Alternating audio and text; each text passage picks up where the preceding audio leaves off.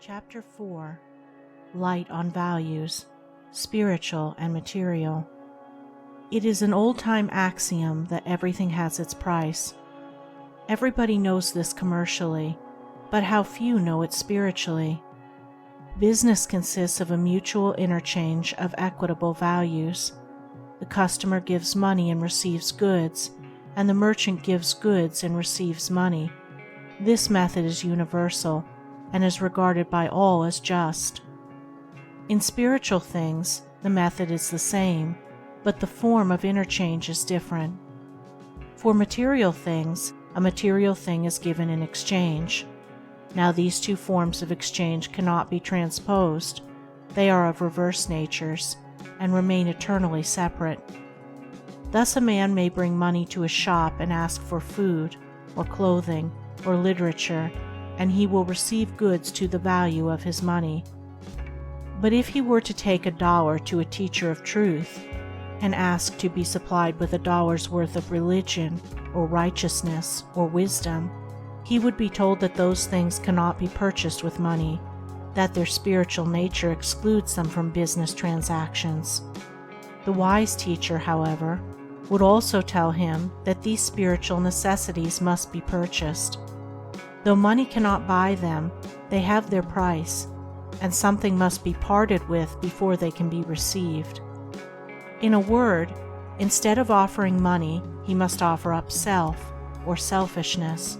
For so much selfishness given up, so much religion, righteousness, and wisdom would be immediately received, without fail, and with perfect equity. For if a man is sure of receiving perishable food and clothing for the money he puts down, how much more surely he will receive the imperishable spiritual sustenance and protection for the selfishness which he lays down. Shall the law operate in the lesser and fail in the greater? Man may fail to observe the law, but the law is infallible. A man may love his money, but he must part with it before he can receive the material comforts of life. Likewise, a man may love his selfish gratifications, but he must give them up before he can receive the spiritual comforts of religion. Now when a tradesman gives goods for money, it is not that he may keep the money, but that he may give it in exchange for other goods. The primary function of business is not to enable everybody to hoard up money, but to facilitate the interchange of commodities. The miser is the greatest of all failures, and he may die of starvation and exposure while being a millionaire, because he is the worshipper of the letter of money, and an ignorer of its spirit, the spirit of mutual interchange. Money is a means, not an end. Its exchange is a sign that goods are being justly given and received. Thus commerce, with all its innumerable ramifications of detail, is reducible to one primary principle, namely, mutual interchange of the material necessities of life. Now let us follow this principle into the spiritual sphere, and trace there its operation. When a spiritual man gives spiritual things, kindness, sympathy, love, and receives happiness in return, it is not that he may hoard and hug to himself that happiness, but that he may give it to others, and so receive back spiritual things. The primary function of spirituality is not to hoard up personal pleasure, but to render actual the interchange of spiritual blessings. The most selfish man, he whose chief object is the getting of happiness for himself, is a spiritual miser.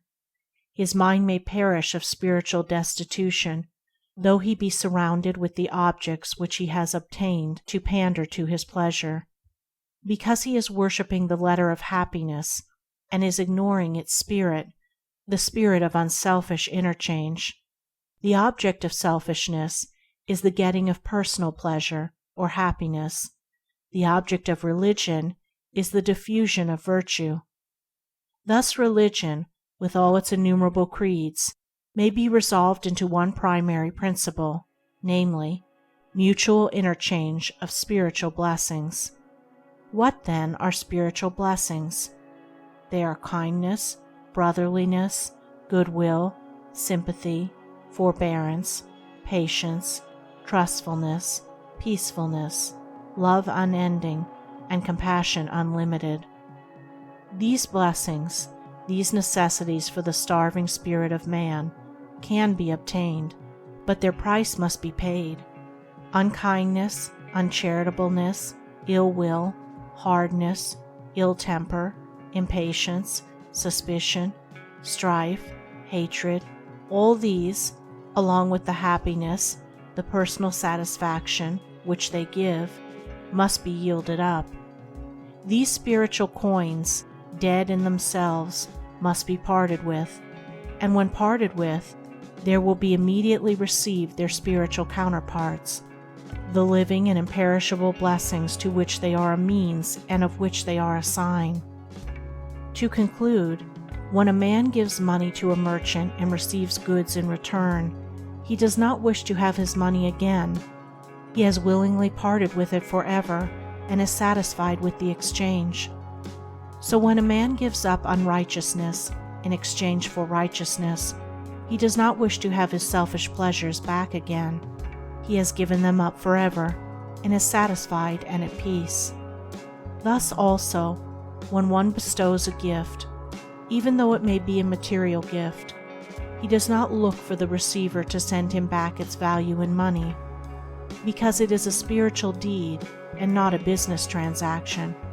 The material thing thus represents the interchange of spiritual blessings, and its accompanying bliss, the bliss of a gift bestowed and that of a gift received. Are not two sparrows sold for a farthing?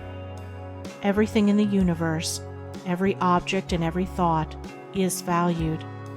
Material things have a material value. Spiritual things have a spiritual value. And to confound these values is not wise. To seek to purchase spiritual blessings with money, or material luxuries with virtue, is the way of selfishness and folly. It is to confound barter with religion and to make a religion of barter. Sympathy, kindness, love cannot be bought and sold. They can only be given and received. When a gift is paid for, it ceases to be a gift. Because everything has a value, that which is freely given is gained with accumulation. He who gives up the lesser happiness of selfishness gains the greater happiness of unselfishness. The universe is just, and its justice is so perfect that he who has once perceived it can no more doubt or be afraid. He can only wonder and be glad.